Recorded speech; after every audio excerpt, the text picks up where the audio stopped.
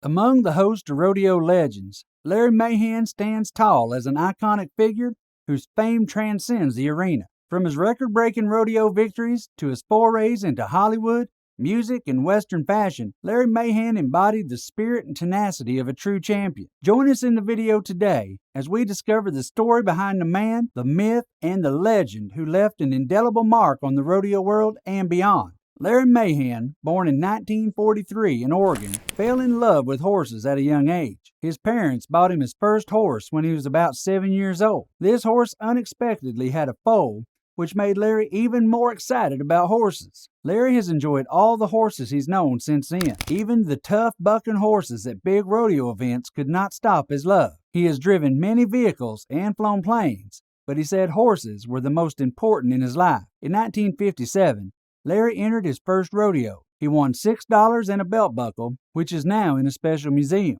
This experience got him hooked on rodeos. By age 15, he was riding bucking horses. In 1960, he entered his first professional rodeo and won $240 in bull riding. This win made him want to do more exciting rodeo events. After high school, Larry moved to Arizona with his wife to become a professional rodeo cowboy. He worked at livestock sales for little money. Since he could not afford college, he traveled to rodeos instead. You see, Larry practiced a lot. Many people would let him ride their bucking animals. A well-known rodeo organizer once said Larry would ride any animal that other cowboys did not want to ride. This just showed how determined the cowboy was. He kept riding and learning.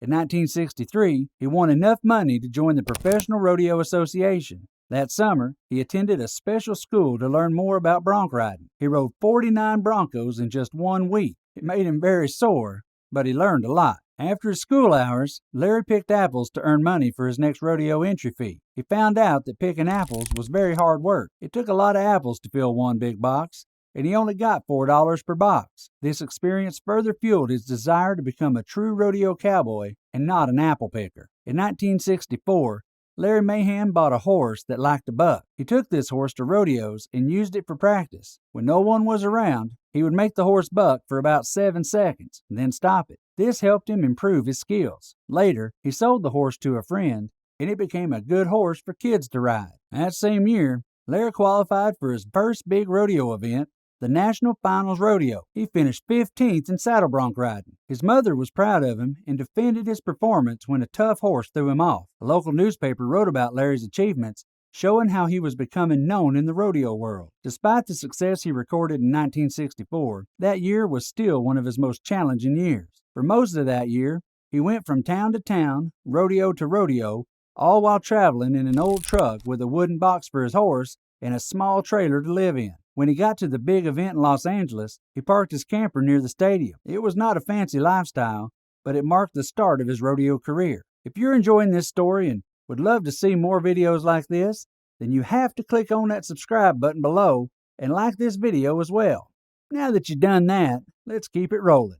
By 1965, Larry was traveling with other cowboys, often leaving his wife and young daughter at home.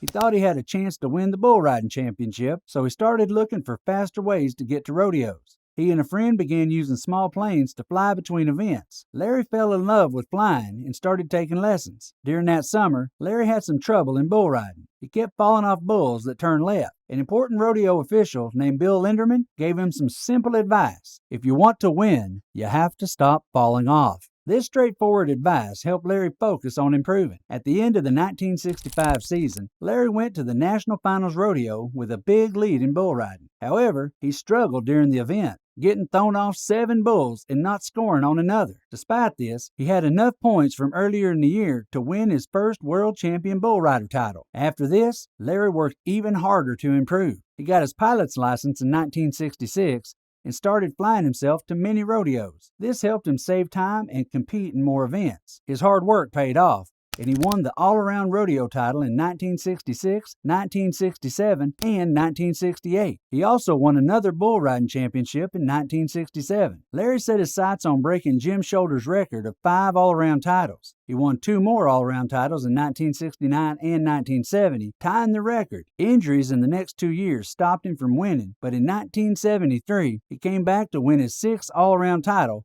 setting a new record. Larry's achievements inspired the next generation of rodeo cowboys. One of them, Ty Murray, whom Larry had befriended when Ty was just 13 years old, went on to break Larry's record in 1998. Larry was proud of Ty, knowing how much work it took to win 3 difficult rodeo events. Larry Mahan's rodeo career began to wind down in the late 1970s. He stopped riding bulls and bareback broncs in 1977, but continued competing in saddle bronc events for a few more years. His last major championship came in saddle bronc riding in Prescott, Arizona in 1979. However, as fellow rodeo legend Jim Shoulders once said, "You don't really retire from rodeo, you just stop competing." He earned over $132,500 in National Cutting Horse Association competitions and won a championship in team roping in 2011. His expertise and fame led to appearances on major TV talk shows and hosting his own series, Horse World. As Mahan's rodeo career was winding down, new opportunities were opening up. In the mid-1970s, he met Ted Steinberg, a young sports and entertainment lawyer in Los Angeles. Initially, Steinberg was hired to negotiate endorsement deals, but he had a different vision. He suggested that Mahan create his own brand instead. This led to the creation of the Larry Mahan Cowboy Collection, which included Western clothing, boots, and hats. The Larry Mahan brand became quite popular, selling in high-end stores across the United States. It was found in fashionable areas like New York's Fifth Avenue, as well as Western-themed shops in places like Aspen, Colorado, and Santa Fe, New Mexico. Even luxury department stores like Neiman Marcus carried the brand. Mahan believes that the 1980 movie Urban Cowboy helped boost the popularity of Western wear in general, which benefited his brand. Mahan's venture into the fashion world was not his only post-rodeo pursuit. He later moved to Los Angeles to study acting and managed to get his Screen Actors Guild card. This allowed him to land roles in both television shows and movies, although the specifics of these roles aren't mentioned. In an unexpected turn of events,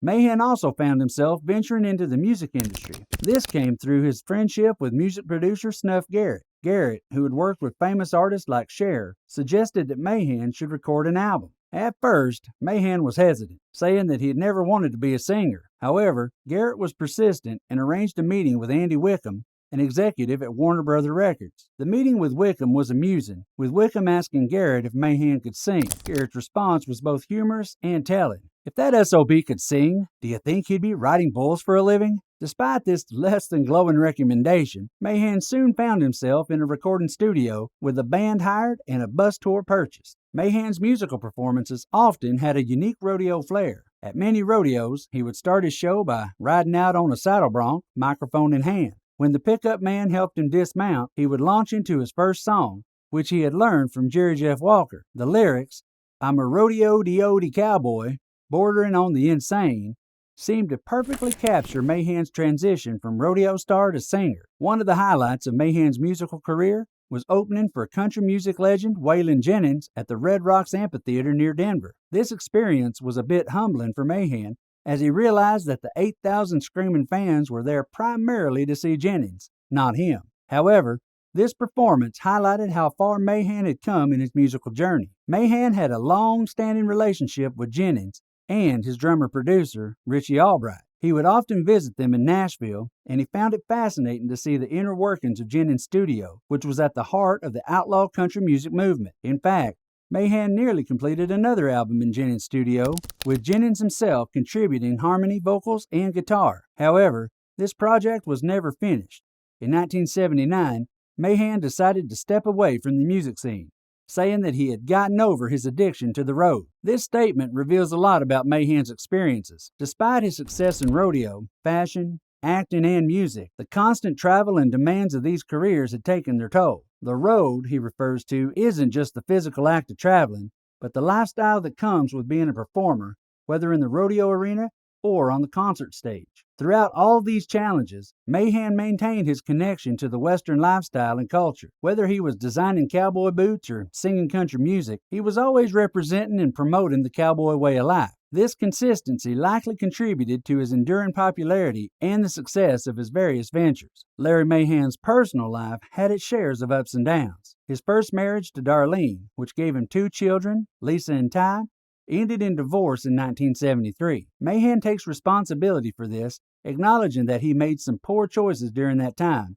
including moving to Los Angeles to pursue acting. He later married Robin in 1982 and they had a daughter, Eliza, in 1987. However, this marriage also ended in divorce, as did a third marriage. Mahan expresses regret about not being present for much of his children's upbringing. Despite this, he was proud that all his children went to college and made their own way in life. Tragically, Mahan experienced a devastating loss when his son Ty passed away from a heart attack in 2020 at the age of 53. Throughout his life, horses have been a constant source of comfort and learning for Mahan. He credits horsemen Ray Hunt and Tom Dorrance for deepening his understanding of these animals. His work on the TV show Horse World further expanded his knowledge about horses and various equestrian disciplines. Mahan's love for horses went beyond just riding them. He sought to understand them on a deeper level. In recent years, Mahan faced a significant health challenge. In 2022, he was diagnosed with cancer following a bone marrow biopsy. He initially kept the diagnosis private as he processed the emotional impact. However,